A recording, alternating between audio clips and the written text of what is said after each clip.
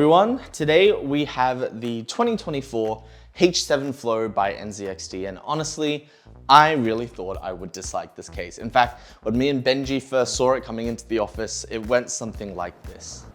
What do you think is this? I mean, that looks like a massive double chin. God. Guess let's review it. Yeah, I guess so too. It wasn't until I built in this case myself that I started to appreciate just how nice this case can be. Between the little touches in quality of life to the stellar build quality all around, I can confidently say that this case has won me over. Before we start, full disclosure, NZXT did send us some of the items shown in this video. Other than the case, they also sent us a F360 Core Uni fan and their 850 watt gold fully modular power supply. They originally sent us these items to be displayed in our showroom, but I've commandeered them to film a video. All the other items shown or used in this video were bought by us, and while NZXT did send us these items, they did not ask us, nor did they pay us to make this video. All of the opinions shared will be our own, unbiased and impartial, and they will not be reviewing this video before it releases. With that out of the way, let's go.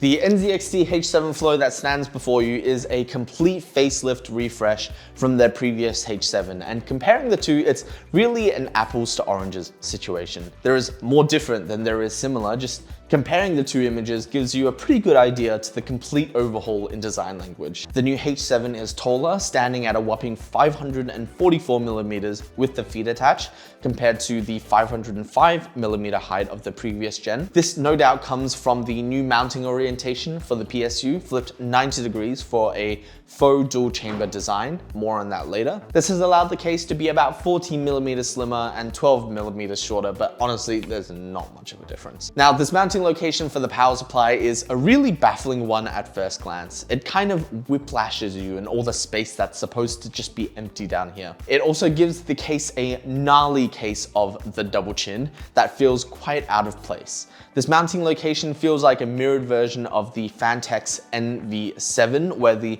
power supply is mounted in a smaller chamber on top of the motherboard. Between these two cases, you have a big chin or a big forehead, and honestly, I struggle to say either was very attractive to me. In our configuration, we've opted for the NZXT vertical GPU mount because without it, this case is unsightly to my eyes. It is the monstrosity I originally thought it was. The vertical GPU mount though, not only redeems this case, it also makes it quite attractive, with the GPU up front and center dividing up these two sides. Putting my pessimism cap aside, this double chin here and all of its free space can honestly be quite the boon if you capitalize on it. It can be used for all number of things like figures, camera lens storage, even a bookshelf if you want. Honestly, it's a blank canvas that flows around the bottom edge to the top edge.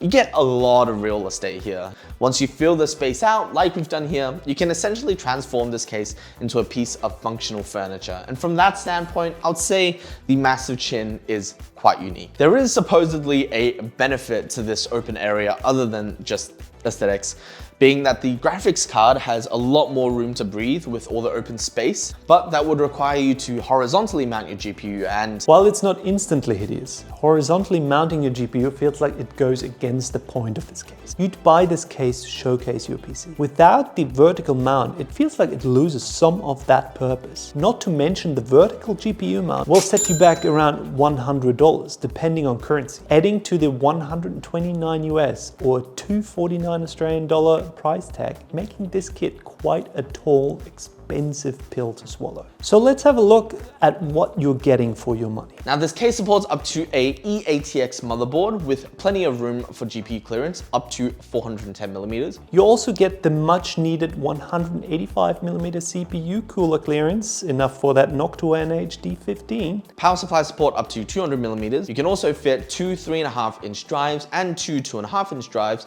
or four 2.5 inch drives. For radiator and fan support, in the top you can put up to a 360 millimeter radiator or three 120 millimeter fans. The front of the case supports up to a 420 millimeter AIO, very nice. And in the rear it supports a teeny tiny 140 millimeter. if you're feeling bombastic. Down the bottom, you also have support for 3 120mm fans in this sunken area, which will allow your 25mm width fan to fit flush. You could probably fit a radiator down here too, but it's not recommended. For front I/O, you have 2 USB Type-A 3.2 ports and a USB Type-C port. There's also a headphone jack, but no reset switch. But who actually needs that? I do. I need that.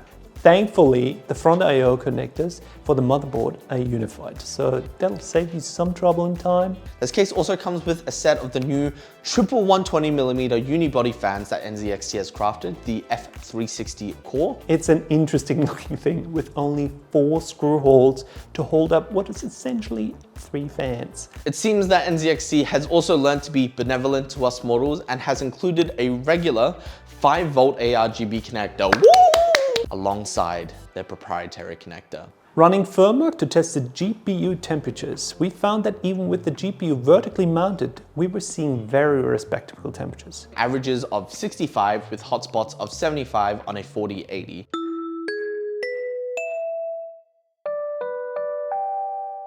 On the GPU, there are 2 different spots that are being monitored. The 65 is the average temperature of the GPU, and the hotspot temperature is close to the die where it is the hottest. Right.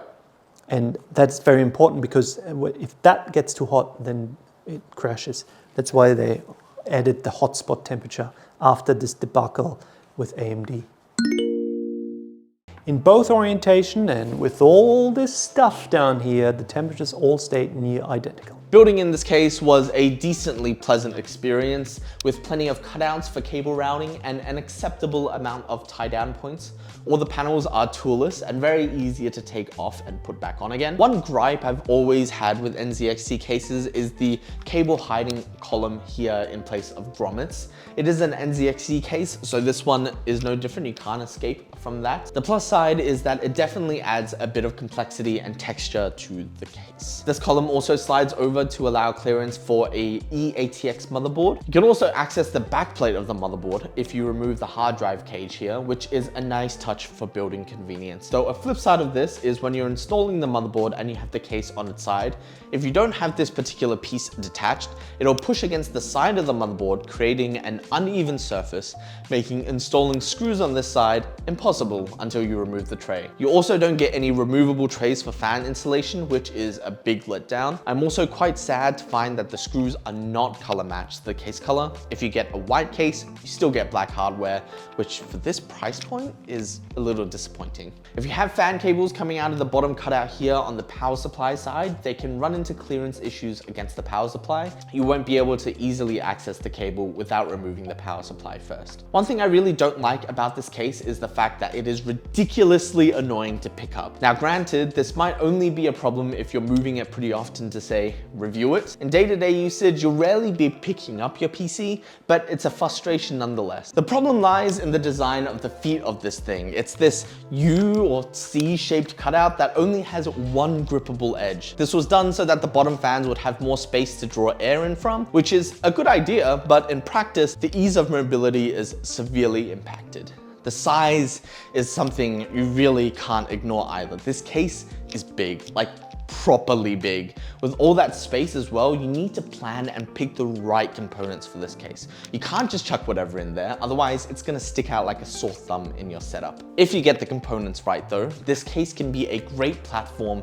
as a showcase piece. In our build, the Gigabyte Z790 Aorus Ice does a fantastic job of bringing this build together, and overall, we're pretty happy with how this build turned out. The build quality, by the way, is top notch here, as expected of NZXT, with good thickness in the frame and panels, with no structural inadequacies, even with all the panels removed. All things said and done, this case requires a good amount of dedication to effectively utilize it to its full aesthetic potential. But if you pull out all the stops, you can have something that's a bit different to the regular gaming system. Really like the idea of using this bottom section here as storage or display. If you don't mind your airflow hindered a little bit, it adds that bit of pizzazz to the PC that makes it feel like it's integrated better into the surrounding environment. Overall, the NZXT H7 Flow really changed our minds over the course of producing this review. We recommend it if you're looking for a showcase piece and are willing to build around its aesthetic shortcomings. With great overall build quality and lots, but not all creature comforts, this case is defiantly different to the Shark Tank meta going on in the PC space right now. Bring dual chamber elements to improve on the classic PC design,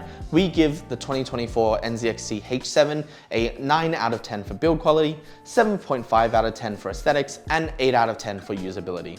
Overall, we rate the 2024 NZXT H7 a 8.1 out of 10. That's it. That's the end of the video. Thank you all very much for watching this video. I hope you've enjoyed watching as much as we've enjoyed making. Drop a like if you'd like, subscribe if you're just, you know, like the best person alive, and we'll see you next time. Bye-bye.